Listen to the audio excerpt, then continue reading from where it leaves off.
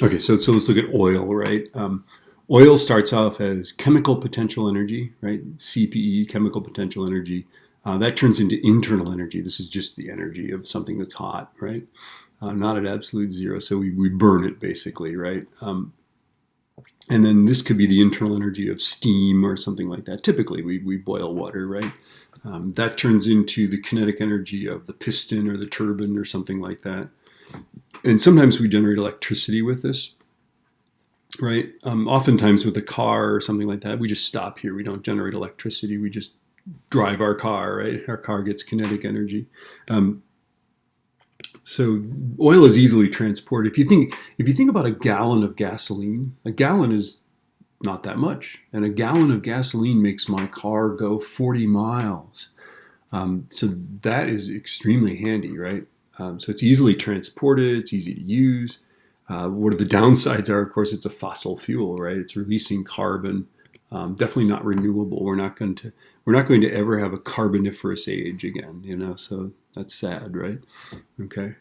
Let's look at the next one here. And natural gas, we got the same energy transformation. So we have chemical potential energy. It turns into the internal energy of steam or something like that, which drives a turbine.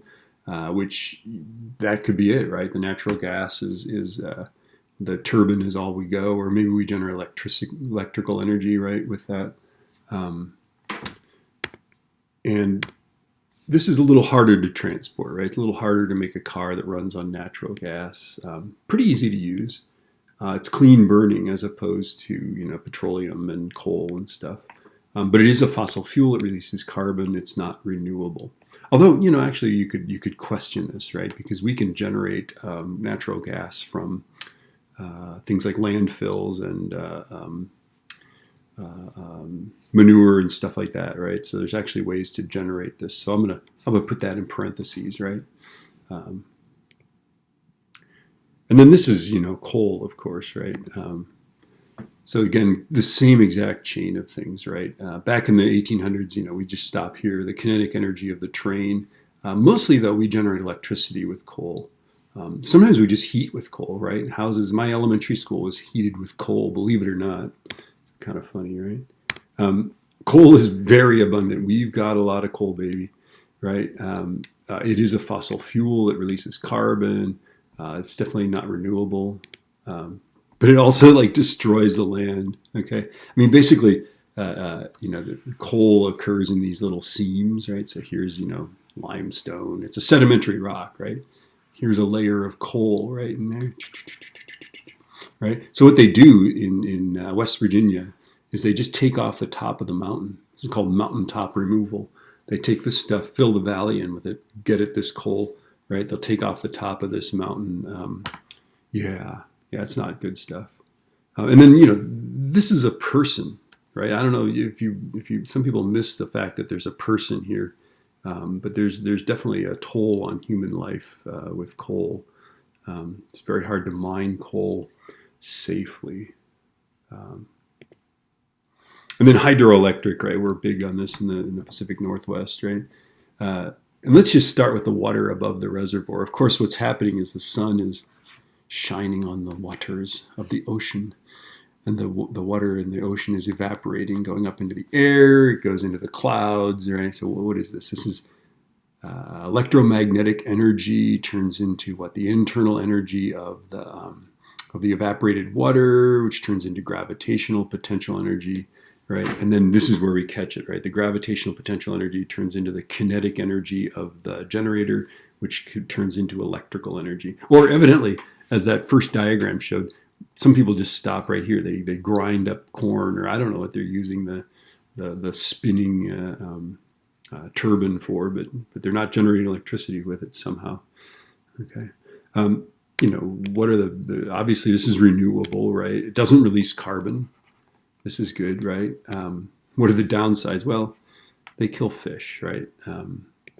Stagnates rivers, so free-flowing rivers become reservoirs, which, in my opinion, is bad. But there we go. This is IB really wants us to. You'll see a lot of questions about pumped hydroelectric. Now, here's the concept: behind pumped hydroelectric. The demand, the daily demand, when people are awake and air conditioning and running industry and stuff like that, goes way up. At night it goes way down. During the day it goes way up. At night it goes down, right? So this is the sort of a daily cycle of energy use. And the problem is that if you build capacity, and you have to have some way to meet this demand as an electrical provider, right? If you build all these generating plants like this, right, you've built a lot of capacity that you don't need most of the time. So the idea here is that we use this as sort of like a battery, a way to store stuff, right? So at night, when there's no demand for electricity, this thing, we pump electricity into this thing, right? Because generators can act like motors. This is one of the cool things, right? And motors can act like generators. Like in my Leaf, right? When I need to go forward, the battery runs the motor, but when I'm hitting my brakes, the motor acts like a generator and charges my battery. Just like in Priuses and all hybrid vehicles do this, right? So at night, when there's a lot of abundant free electricity, right, we pump power into this. This thing spins in this direction, right? I don't know, or one direction. Let's see. During charging, it spins in this direction, right? It pumps the water up into this reservoir, right? And then during the day, we reverse the flow. We let the water flow when we need a lot of power, right? So we're here, right? When we need a lot of power, we let the water flow down here and generate electricity, right? So we store electricity at night. We generate electricity during the day, okay? So what our transformations are: electrical energy when we're storing energy, when we're pumping water uphill, right? We use electrical energy, we turn that into the kinetic energy of this thing, which turns into the gravitational potential energy of the water, right? And when we use it, we just reverse that cycle. Obviously, there's some losses here, but there it is. And these things can actually make money because electricity is cheap here. It's expensive here, right? So you're selling the electricity when it's expensive. You're harvesting it when it's cheap.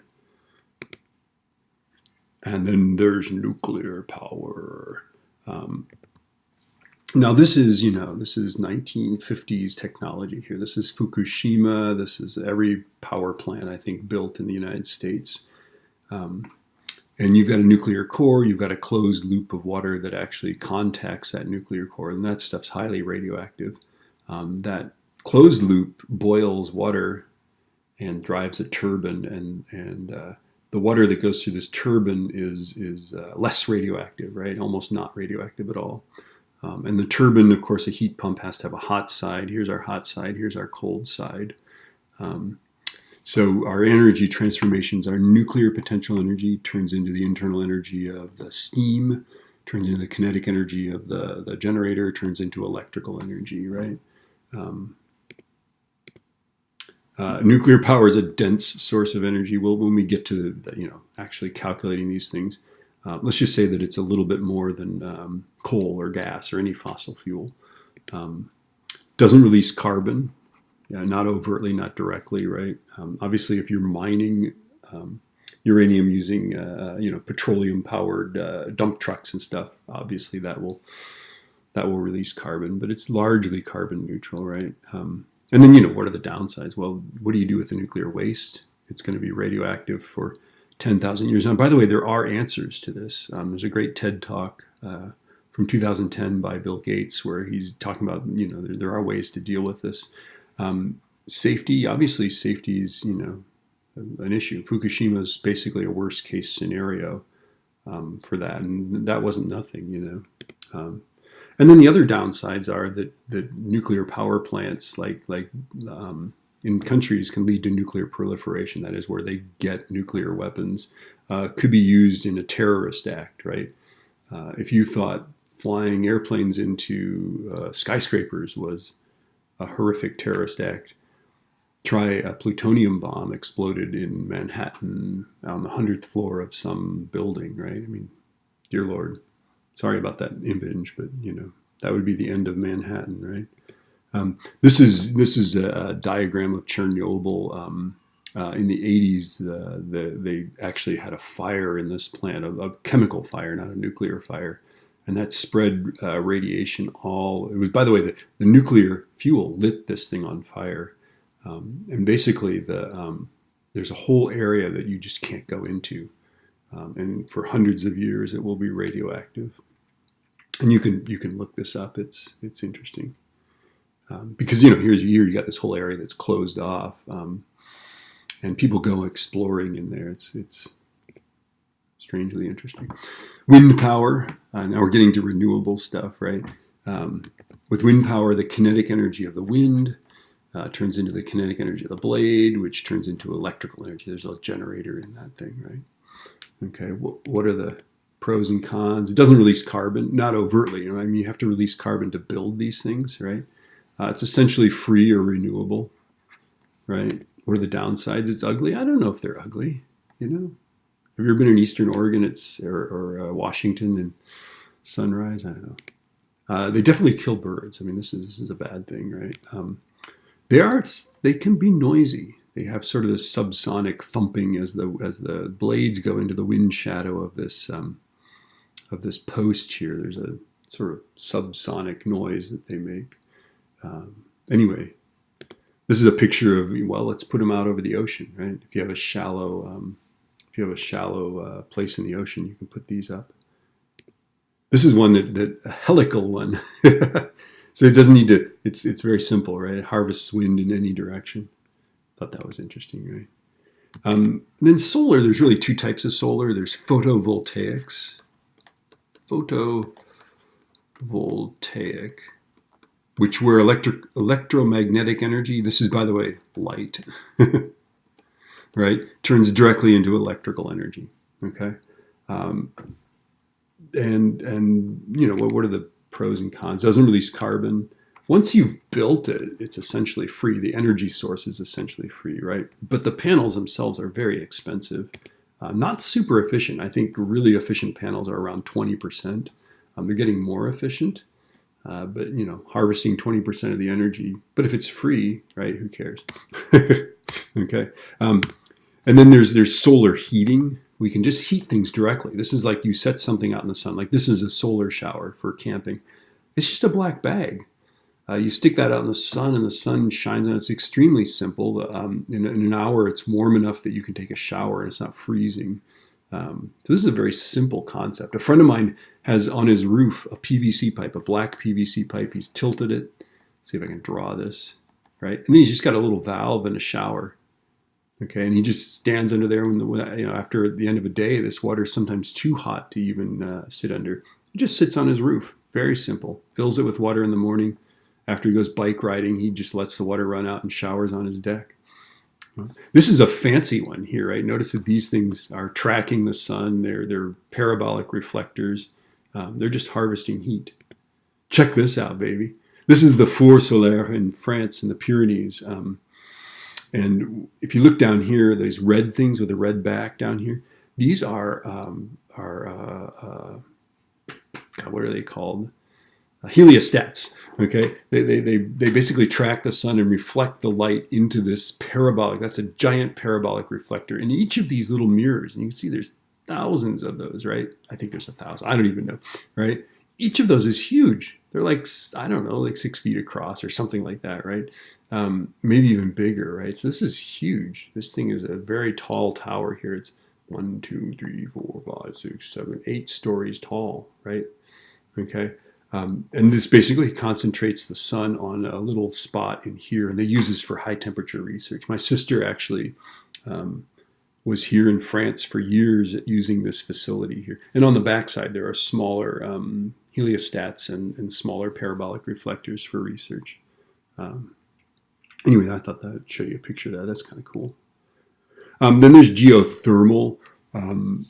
And this is pretty simple. The energy transformations here are just the internal energy of the warm. By the way, the reason the Earth is warm and the reason the center of the Earth is hot like that is there's nuclear potential energy turning into the internal energy of those rocks, right? It's radioactive decay that's happening down there. But you inject water down in there, and then the water comes up as steam, and we generate electricity like this. So generally, it would be internal energy then to the kinetic energy. Right, and then we would generate electrical energy probably, right? That's one type of geothermal. There's another type that's kind of interesting too. Doesn't release carbon, essentially free. Do you destroy the landscape? Right, I don't know, right? What's interesting is that you can actually, there's a very subtle way of doing this, because the ground in general in the winter is warmer than the air above it. And so you can actually somehow extract heat from the ground and use a heat pump, which is like an air conditioner. So there's a little box outside your house. And it's easier to extract heat. It looks like an air conditioner unit, right? And you can essentially extract heat from the ground because the ground is warmer than the air. And so it's called something, but you can look it up. It's a heat pump that uses the cold side is actually the ground, which is a little bit warmer than the air. And then biomass. The idea of biomass is that we store energy from the sun, right? And this is just plants. We're burning plants, right? So here they've got wood chips, and they're going to use that. They're going to burn these wood chips to look at that dump truck. That's nice, right? Burn the wood chips to generate electricity, right? So electromagnetic energy, which is, by the way, just light, turns into chemical potential energy. All the bio folks, right? This is photosynthesis.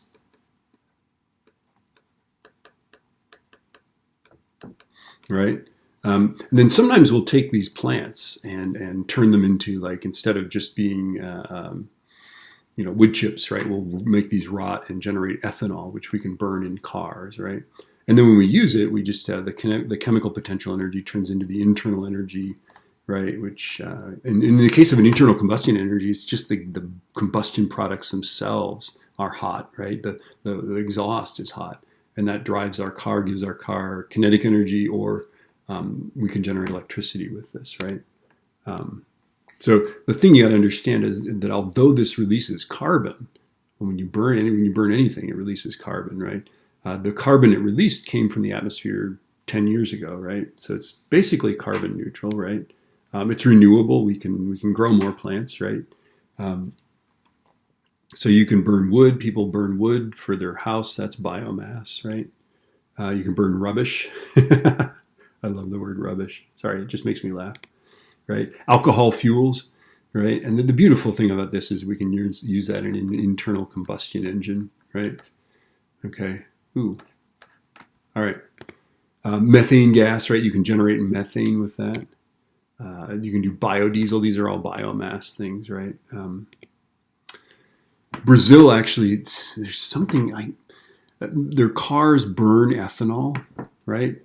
So Brazil has this huge, and I don't know if they still do this, but they're harvesting sugar cane here. I don't know if you can see that, right? They'll grind this up, and then they generate ethanol. They make ethanol from this, and their cars, I think, burn like pure ethanol or something like that. I don't know. I'll get my facts straight on this, right? And what's interesting is that in the U.S. we have ethanol. We put ethanol in gasoline, right? But we generate our ethanol from corn, right? This is the most stupid idea because corn is already this energy-intensive thing, right? We put energy into the fertilizer. We put energy into growing corn with tractors and stuff like that, right? And paradoxically, we make ethanol, right? And the ethanol that we create is almost exactly the same energy content as the petroleum that we put into growing the corn, right? So this is like the stupidest thing. It's like this big boondoggle. So this is bad, right? They use sugar cane. Cane and corn are very similar, right? They use sugar cane. And I think basically almost all the energy we get from ethanol is the energy we put into growing the corn. In Brazil, I think I should know this figure, but I think they put in 20% of the energy to grow cane, and so when you burn this ethanol, only 20% of the energy in that ethanol was used to grow the cane, right? So that's pretty good, right? So I mean that's an interesting idea. And again, the CO2 that's released when you burn this ethanol, that CO2 is recently in the atmosphere. It was in the atmosphere last year. Or I don't know how long it takes to grow sugarcane. There is one small problem with Brazil's program for growing cane, and that is that allegedly, they use a bit of slave labor, right? Slave labor. Small, just I don't know, small little human rights issue there. And you'll have to look into it, right? Nobody right now, slavery exists in the world right now, but it's covert, right? You incarcerate people. This is happening in the U.S., right? For example, I believe there are more convicts in forced labor in our prisons than there ever were slaves, right? But anyway, the slave labor in Brazil is actually growing this corn here. So there we go. All right. I think it's a wrap.